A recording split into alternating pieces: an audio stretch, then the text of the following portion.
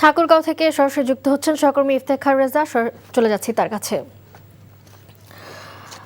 ইফতেখার, বিএনপির একক সংখ্যাগরিষ্ঠতা নিয়ে তারেক রহমান এবং মির্জা ফখরুলের প্রতিক্রিয়া কেমন দেখছেন জানাবেন।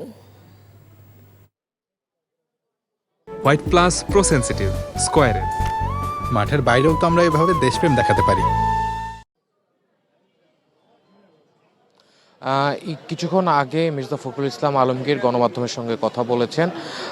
তিনি মূলত জানিয়েছেন যে গণঅভ্যুত্থান পরবর্তী সময়ে তিনি আশা করছিলেন যে বিএনপির এমন ভূমিধস বিজয়ী প্রত্যাশিত ছিল এবং গত 15.5 বছরের যে লড়াই সংগ্রাম এবং নির্যাতন খুন-গুমের শিকার হয়েছিল বিএনপি সহ অন্যান্য রাজনৈতিক দল এবং সাধারণ মানুষ যে নির্যাতন অত্যাচারের শিকার হয়েছিল, সব কিছু মিলিয়েই সাধারণ মানুষ এই অত্যাচার জবাব এবং নির্যাতনের জবাব দিয়েছে বলেই তিনি মনে করেছেন বা তিনি এটি বলেছেন।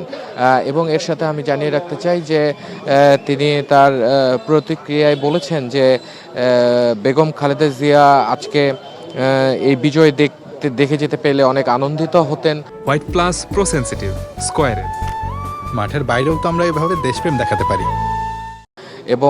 এবং তিনি আজকে দেশবাসীর সাথে থাকলে বিএনপি হয়তো আরও বড় বা আরও বেশি আসন পেত এবং বড় বিজয় ছিনিয়ে আনতে পারত বলেও তিনি প্রতিক্রিয়া ব্যক্ত করেছেন। এবং আমি আপনাকে যদি দেখাই যে মির্জা ফখরুল ইসলাম আলমগীর বিএনপি মহাসচিব, তার বাসাতে এলাকাবাসী এবং তার সংসদীয় আসন এবং আশেপাশের এলাকার যারা সাধারণ মানুষ রয়েছেন, যারা বিএনপিকে পছন্দ করেন, কর্মী সমর্থক এবং তাকে যারা ব্যক্তিগতভাবে পছন্দ করেন, তারা তার বাসভবনের সামনে এবং বাসভবনের যে উঠান রয়েছে সেখানে এসে তারা ভিড় জমাচ্ছেন।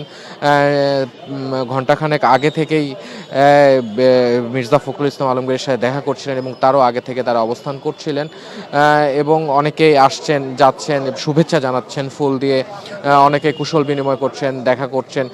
এরকম একটি পরিস্থিতি সৃষ্টি হয়েছে এবং তার বাড়ি জুড়ে এবং তার কর্মী সমর্থকদের মধ্যে যে আনন্দের যে একটি আমেজ সেটি বিরাজ করছে। এবং আমি আপনাকে জানিয়ে রাখতে চাই যে এই বিজয় নিয়ে গতকালই মির্জা ফখরুল ইসলাম আলমগীর বার্তা দিয়েছিলেন যে দলীয় নেতাকর্মীরা যাতে কোনো ধরনের আনন্দ গিয়ে কারো যেন কোনো ধরনের কোনো ক্ষতি না হয়, এই ধরনের একটি সাবধানতা তিনি দিয়েছিলেন।